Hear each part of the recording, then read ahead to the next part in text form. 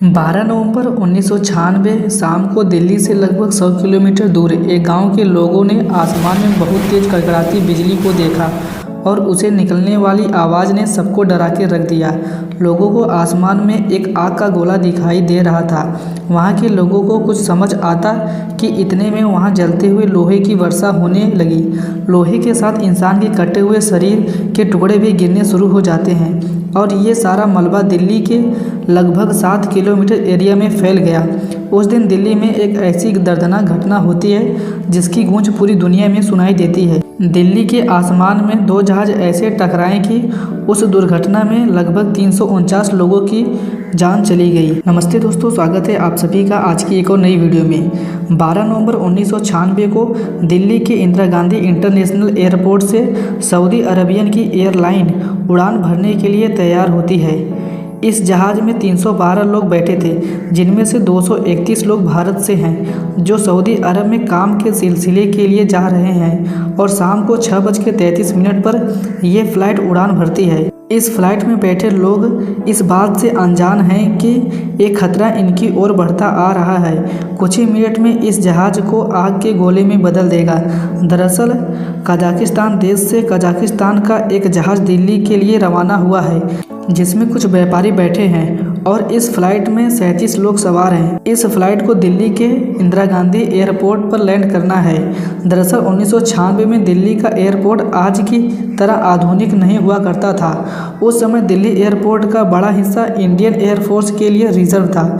इस वजह से दिल्ली एयरपोर्ट पर जहाज़ों के आने और जाने के लिए एक ही एयरवे मौजूद था।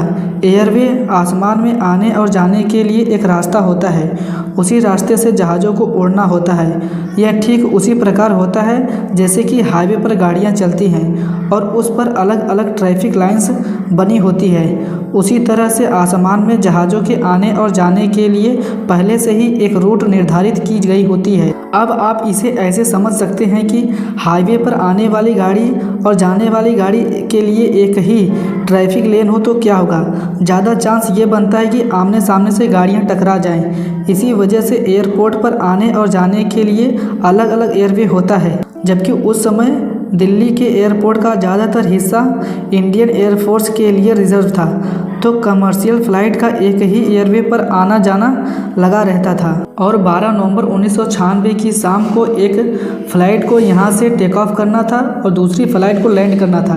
एटीसी ने सऊदी अरबियन फ़्लाइट को उड़ान भरने के लिए परमिशन दे दी। उस दिन दिल्ली के एटीसी में इन फ्लाइट को निर्देश देने के लिए 42 वर्षीय एटीसी वीके दत्ता ड्यूटी पर तैनात थे। दरअसल एक ही एयरवे पर आमने सामने से कई फ्लाइट आती हैं तो उनके बीच में 1000 फीट की वर्टिकल डिस्टेंस होनी चाहिए और 1000 फीट की दूरी बनाकर दोनों फ्लाइट को एक दूसरे के नीचे और ऊपर से गुजारा जाता है। अब कजाकिस्तान का प्लेन दिल्ली के एयर स्पेस में आ जाता है। अब इन दोनों जहाज़ों को एटीसी में बैठे वीके दत्ता एक साथ गाइड कर रहे थे। कुछ समय बाद सऊदी अरबियन का जहाज़ 10,000 फीट की ऊंचाई पर पहुंच जाता है और पायलट एटीसी से 14,000 फीट की ऊंचाई पर जाने के लिए क्लीयरेंस मांगता है। एटीसी सऊदी अरबियन फ़्लाइट को 14,000 फीट की ऊंचाई पर जाने के लिए परमिशन दे देते हैं और अरेबियन फ़्लाइट 14,000 फीट की ऊंचाई पर पहुंचकर उड़ान भरने लगता है। उसी समय दिल्ली के एयरपोर्ट पर सिर्फ प्राइमरी रेडार था, जो कि केवल मॉनिटर पर जहाज़ों को ब्लिंक करके दिखाता था। जहाज़ कितनी ऊंचाई पर उड़ रहा है या जहाज़ की स्पीड कितनी है, इन चीज़ों की जानकारी सेकेंडरी रेडार से मिलती है।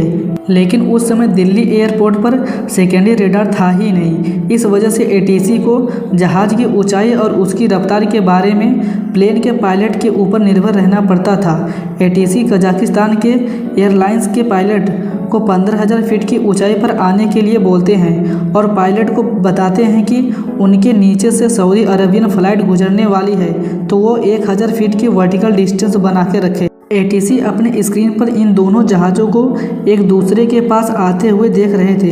ये दोनों ब्लिंक डॉट एक दूसरे के पास आती जा रही थी और देखते ही देखते ये दोनों ब्लिंक डॉट एक दूसरे में फ्यूज हो जाती हैं। अब इन दोनों फ्यूज डॉट को एक दूसरे से दूर जाना चाहिए था, लेकिन ये एक दूसरे से मिलने के बाद अचानक स्क्रीन से गायब हो जाती हैं। एटीसी में बैठे लोग समझ चुके थे कि कोई अनहोनी हो चुकी है। इधर दिल्ली से करीब 100 किलोमीटर दूर चरखी दादरी में रहने वाले लोगों को आग का गोला दिखाई देता है। आसमान बहुत तेज रोशनी के साथ जगमगा उठा, जैसे मानो कि आसमान में बिजली चमक रही हो, और उन्हें बहुत तेज आवाज सुनाई देती है और आसमान से जहाज के टुकड़े बरसने लगते हैं। ये दोनों जहाज एक दूसरे से टकरा चुके थे। इधर एटीसी में बैठे लोग बार बार इन जहाज़ों से कांटेक्ट करने की कोशिश कर रहे थे, लेकिन दूसरी तरफ से कोई भी जवाब नहीं आता है। तब एटीसी में बैठे लोगों की चिंता बढ़ जाती है। उसी समय वहां अमेरिकन एयरफोर्स का एक फाइटर जेट गुजर रहा था, तो वो अमेरिकन एयरफोर्स के पायलट ने एटीसी को बताया कि उसने आसमान में तेज रोशनी देखी है। उसी समय एटीसी का जो शक था वो यकीन में बदल जाता है। इधर क्रैश साइट पर कई किलोमीटर के दायरे में लाशें और जहाज के मलबे बिखर जाते हैं। ये देश के इतिहास में पहली और इकलौती ऐसी घटना होती है जो दो जहाज आसमान में आपस में टकरा गए हों। आखिर कहां पर यह गलती हुई कि ये दोनों प्लेन आपस में टकरा गए? क्या एटीसी से कोई गलती हो गई या किसी तकनीकी खराबी से ये हादसा हुआ है? इसके लिए इस घटना से तहकीकात चालू की जाती है। घटना के अगले ही दिन दोनों प्लेनों के ब्लैक बॉक्स को खोज लिया गया और इन दोनों ब्लैक बॉक्स को डिकोड करने के लिए भेज दिया जाता है, लेकिन ब्लैक बॉक्स में मौजूद डेटा को डिकोड होने में अभी काफ़ी टाइम था। जब तक इन्वेस्टिगेशन टीम इस घटना के अन्य पहलुओं को छानबीन में जुटी हुई थी। इस घटना के पीछे 3 कारण हो सकते थे। पहला कारण ये भी हो सकता था कि शायद दोनों ही प्लेन में से किसी एक पायलट ने एटीसी द्वारा दिए गए निर्देश का पालन नहीं किया हो। दूसरा कारण ये भी हो सकता है कि शायद किसी एक प्लेन का इंस्ट्रूमेंट गलत रीडिंग दिखा रहा हो, जिसके कारण यह हादसा हो गया।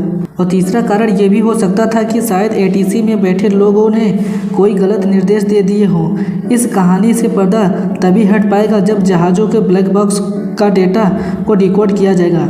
कुछ दिनों बाद ब्लैक बॉक्स का डेटा भी बाहर आ जाता है, जिसने इस घटना से जुड़ी सभी सवालों से पर्दा उठा दिया है। दरअसल इस घटना में एटीसी की कोई भी गलती नहीं थी।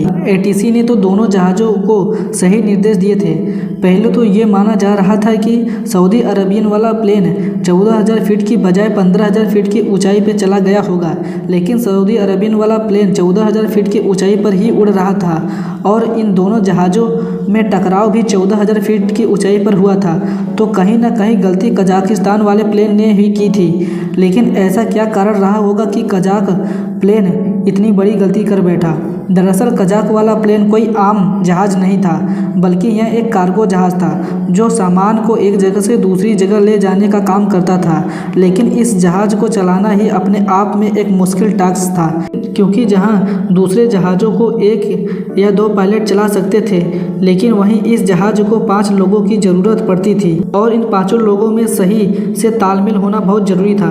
किसी एक की गलती भी एक बड़ी घटना को अंजाम दे सकती थी और कजाकिस्तान के विमान के साथ ऐसा ही हुआ। दरअसल कजाक विमान में बैठे पायलट को इंग्लिश नहीं आती थी। इस वजह से वो एटीसी से जल्दी बात नहीं कर पा रहे थे, क्योंकि वो पहले एटीसी द्वारा दिए गए निर्देश को ट्रांसलेट करता, फिर उसका जवाब देता, और इस काम के लिए उस जहाज़ में अलग से ट्रांसलेटर भी मौजूद था जो रेडियो कम्युनिकेशन को संभाल रहा था। लेकिन कजाक विमान के पायलट में एक और बड़ी प्रॉब्लम थी कि वह डिस्टेंस को मीटर में मेजर करते, और यही वजह है कि वह फीट और मीटर में कंफ्यूज हो गए। इस वजह से एटीसी द्वारा बताए गए निर्देश का वह सही से पालन नहीं कर पाए और वो अपने जहाज़ को 15,000 फीट की ऊंचाई के बजाय 14,000 फीट की ऊंचाई पर ले आए और सामने से आ रहे सऊदी अरब की प्लेन से टकरा गए। इस घटना में 349 लोगों की जान चली गई और उनके घर वालों को उनकी बॉडी तक नसीब नहीं हुई। और सऊदी अरब के प्लेन की ब्लैक बॉक्स की रिकॉर्डिंग में भी